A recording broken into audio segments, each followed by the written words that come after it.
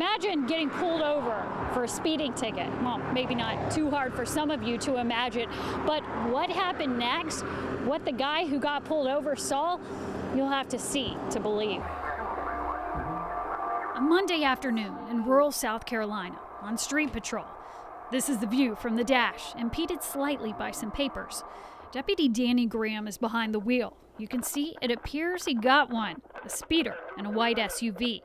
Deputy Graham's boss says what happened next is what he trains his officers for, the moments that you can't expect.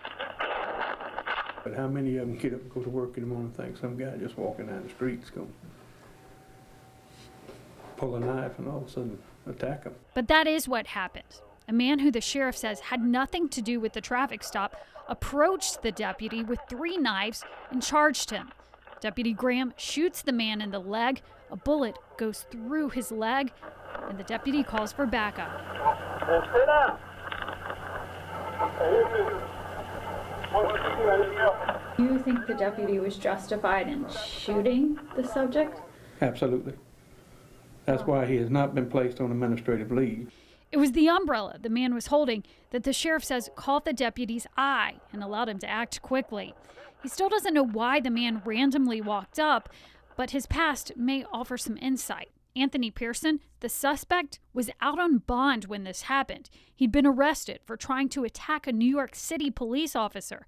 And there was another local brush with police, too. So an officer in New York and then an officer in Manning? He attacked the officer in Manning with a brick, not a knife. And although the sheriff says he's never seen a scene like this play out, he says there is a familiarity to it. 1981, an individual I pulled over speeding, pulled a knife and tried to stab me with it. I shot him 3 times. Did this take you back? Absolutely. The man he shot pulled through. So will Anthony Pearson. This video will be used for training to show officers to hope for the best and be armed for the worst. As for the man who was pulled over for the ticket, he got out of town. He's from Pawleys Island, they tell us. And as you can imagine, he was very shaken up.